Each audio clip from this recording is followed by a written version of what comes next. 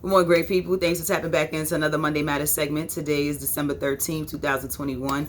And today we're talking healing. Healing is a process of becoming healthy again. And I know that there are a lot of things that we're all trying to heal from, whether that's childhood trauma, addiction, emotional, physical, spiritual, mental, abuse, loss of a loved one, broken hearts, job experiences.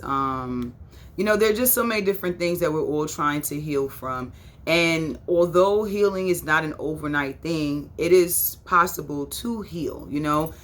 Sometimes when I think about healing, I'm like, it's an ongoing journey, right? Like, think about it. Sometimes you might heal from one thing and then something else happens and then you have to heal again. But once you learn different tools, resources, supportive coping skills that you can use to get you through the first situation, when other things or situations come up, you'll have what you need to get you through to the next level of healing. Okay, so I'm just gonna go ahead and just talk about how to heal and how do you know when you're healing. So how to heal. First things first, you always want to keep your faith high. Like, even when things don't seem like they're going your way, keep your faith high. Know that the higher power, know that the universe is giving you what you need to get to that next level. Okay, be an advocate for yourself. Don't be a bully to yourself. Stand up for yourself. Fight for what you believe in for yourself. Speak up for yourself. All those good things. Set boundaries. Setting boundaries is a way to receive respect. Just as much as the next person wants you to give them respect, you have to receive respect for yourself as well. And setting boundaries is going to help you achieve that. Do things that bring you joy. So, like, for me, I like, you guys know, going up the mountain. I like to, work out. I like to spend time with my friends when I can, and when I, make plans to.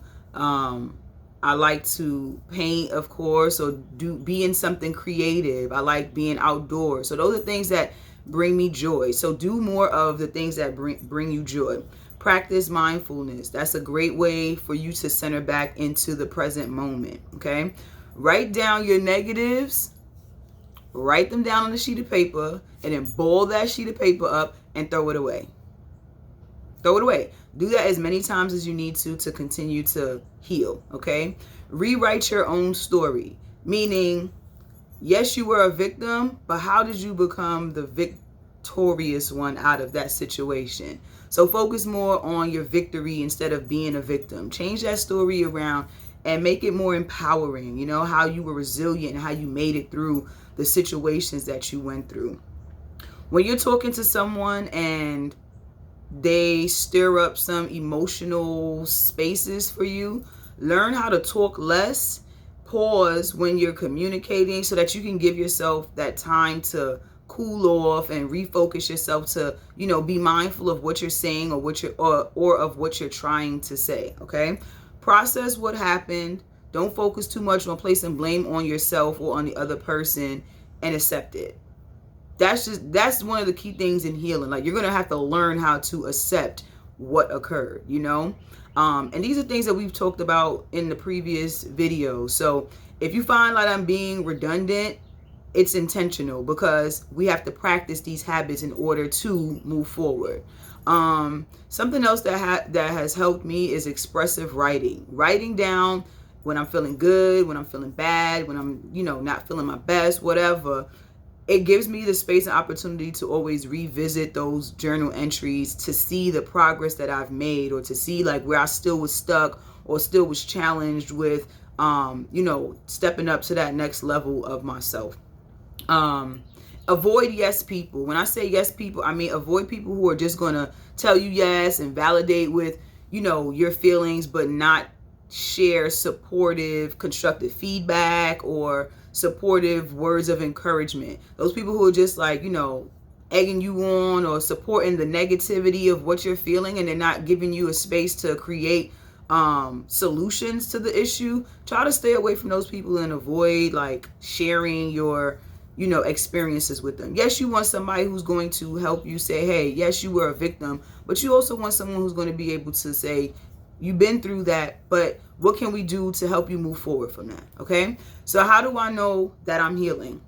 Well, first off, you're not quick to blame yourself as much, right? You can stop, pause, see that something occurred, you made a decision, and now that you have to live with it, okay? You're okay with identifying your feelings and your emotional being and where you are, instead of just holding on to it and, letting it boil up within you until you finally explode at some random time, okay? You know how to manage your emotions a little bit better. You're speaking up for yourself and not worrying about what the reaction of the next person is going to be. You're not concerned with that. You're speaking up because you're advocating for yourself, okay? You're less sensitive to rejection. Now, I know we did a topic on rejection, and I want y'all to know that that is a tough one to accept, but it's possible. And I'm saying that because I've worked through rejection, okay? Setting boundaries is easier. Saying no that you don't want to do something, saying no to someone who's trying to coax you into doing something, like you've set the boundaries and now you're respecting them, and you're giving people the space to respect them for yourself as well. You're able to identify your own triggers and make a decision right there and then if you're going to proceed based off the fact that this feels familiar and you know what it can possibly bring to you. How else do you know that you're healing? You're not ashamed or guilty of what you've done or the decision that you made in that present moment. You've worked past it and you're okay with it. And remember, small wins matter. Like the smallest things that you know that you were able to work through, like give yourself some applause, all right? Remember, healing is not an overnight thing, y'all. Like I lost somebody that was really, really close to me, and it took me up until 10 years to finally accept that person is no longer here. And I have a line sister who actually pointed that out to me before I could even share that with her. She was just like, yo, it seems like you're okay now, like you're good, like you've come to terms with the fact that he's gone. And it was a realization for me in that moment too, like, yeah, I feel at peace. I feel at peace that my loved one is no longer here. So healing is about learning new coping skills to help you deal with what you're experiencing, and it's about unlearning a lot of the things that we were taught or not taught as we were growing up, and implementing them with healthier solutions, healthier coping skills to help manage your emotions, your feelings, and just helping you guys like travel through that journey of healing. So today, take some of these things into consideration and start your own healing journey. That's my time today. Y'all have a blessed Monday. Peace.